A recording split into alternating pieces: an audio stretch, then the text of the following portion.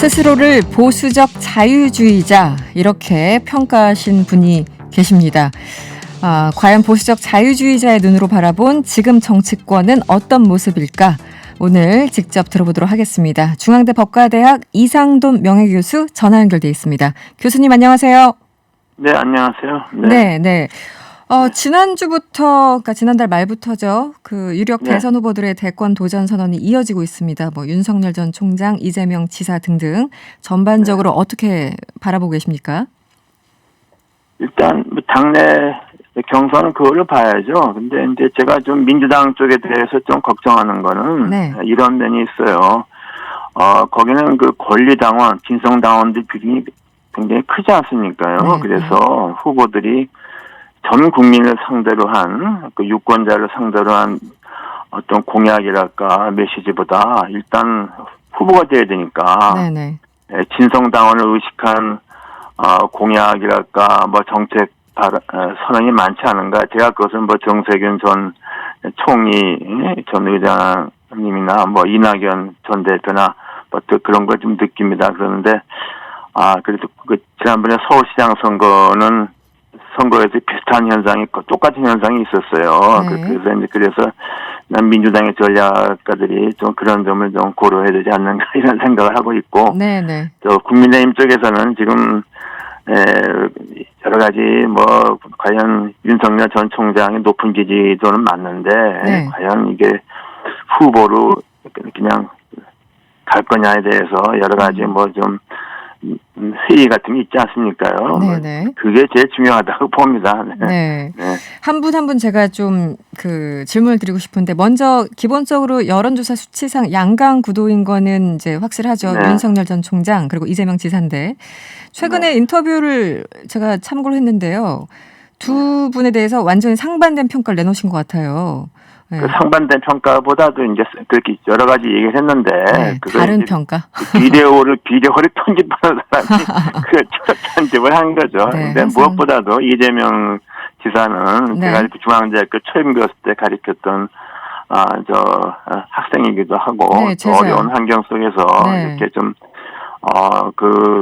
그걸 극복하고 사법시험 되고 인권 변호사에서 그 성남시장이 사실상 이게 광역급 아닙니까? 그 시장이 된 게 대단하죠. 그래서 이제 저는 상당히 뿌듯하게 생각을 하고 있지만 대선에서 성공할 수 있냐 문제는 또 다른 문제라고 보겠죠. 그 중도층이 사실 민주당을 많이 떴지 않습니까요?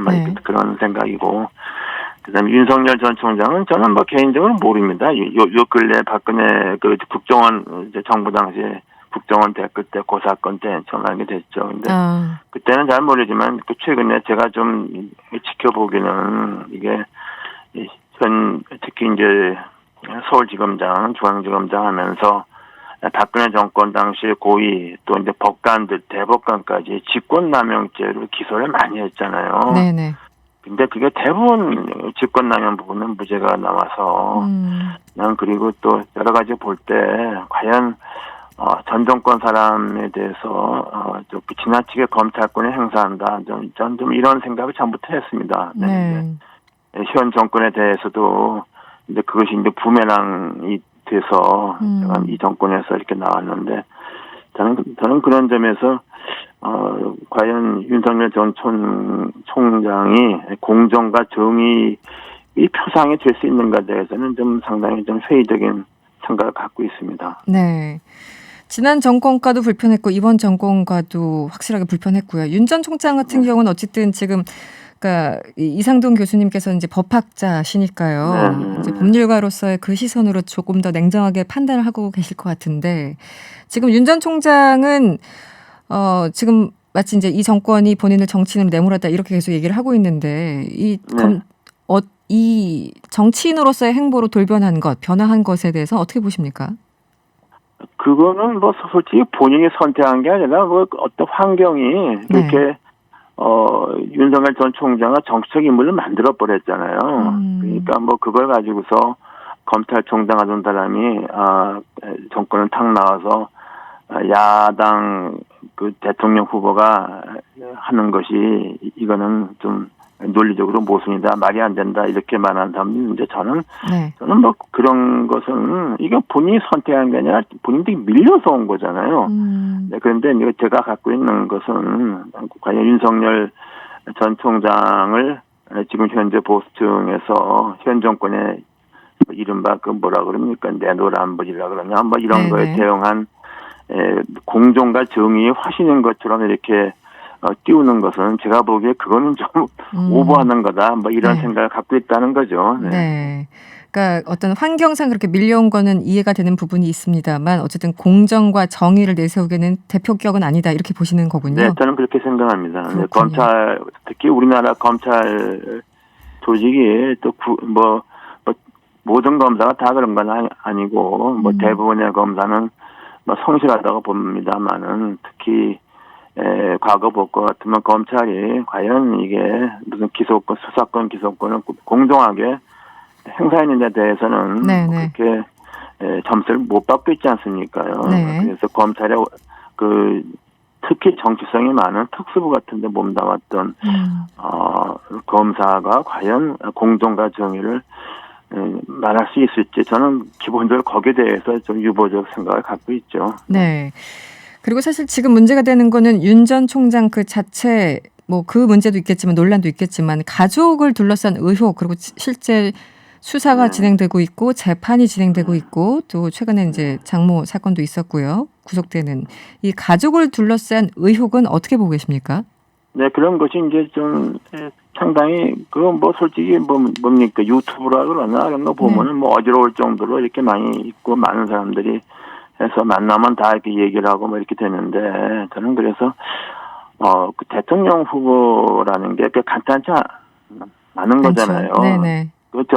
이회창 전 총장은 뭐 아들 병역 뭐 이런 거 가지고 때문에 아주 크게 훼손을 입어서 네. 그러나 물론 또 이렇게 생각하는 사람도 있을 거예요. 제가 틀림없이 자 봐라 이명박 전 대통령도 그렇게 그 말이 많았지만 대통령 됐다 그러는데 그때는 한나라당 내에서 박근혜 전 대표가 그걸 그냥 다 수용을 했죠. 네. 네.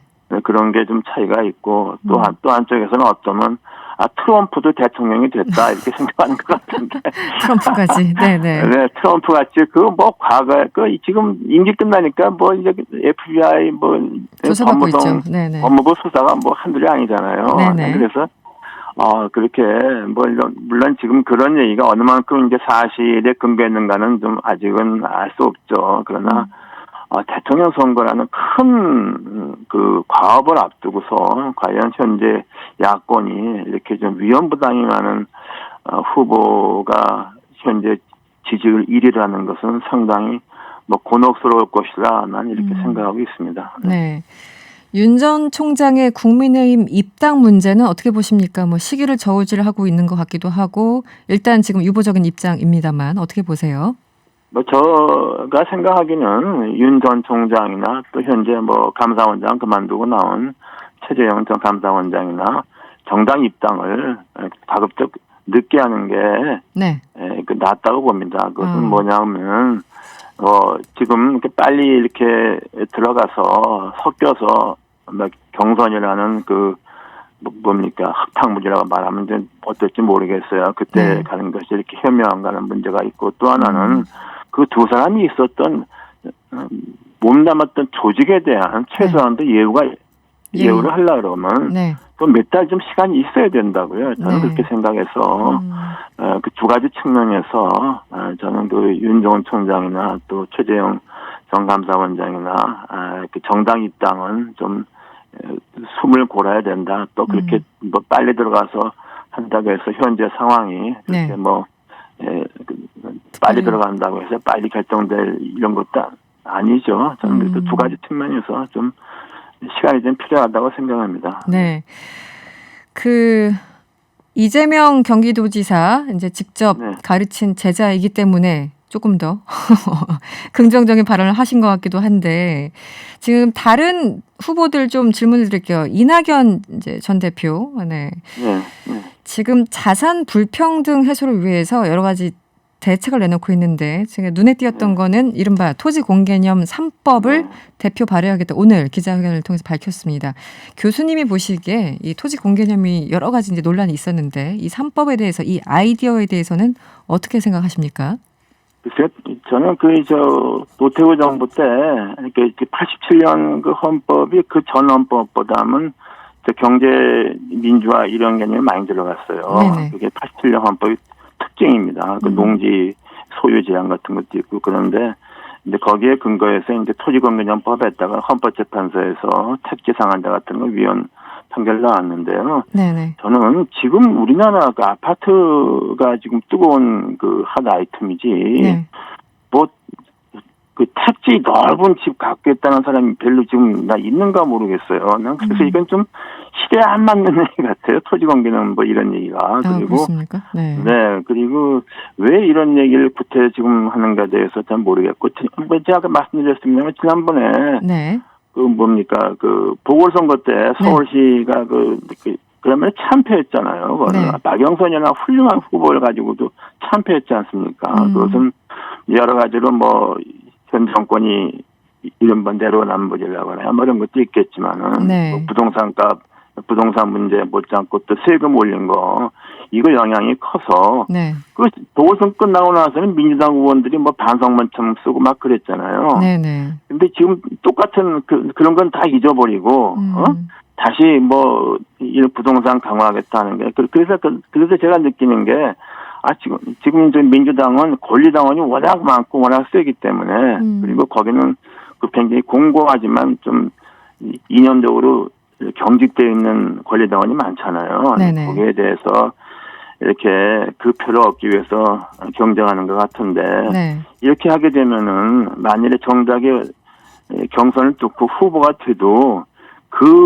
그때 경선을 거치면서 자기가 내세웠던 약속이랄까 발언 이런 것이 그대로 본선에 남지 않습니까? 그러면 과연 본선에서 중도층 이른바 스윙보터 지지를 얻을 수 있겠느냐? 네. 나는 그걸 생각해봐야 되는데 그게 지난번에 박영선 전 장관 서울시장 보궐선거에서 일단 패배한 원인이라고 봐요. 그래서 그런 거를 좀 고려해서 좀 해야만 민주당이 재집권을 할 수 있지 않은가 저는 그렇게 좀 생각이 됩니다. 네. 알겠습니다. 오늘은 시간 관계상 여기서 인터뷰를 마무리하겠습니다. 오늘 고맙습니다. 네, 감사합니다. 네, 지금까지 중앙대학 이상돈 명예교수였습니다.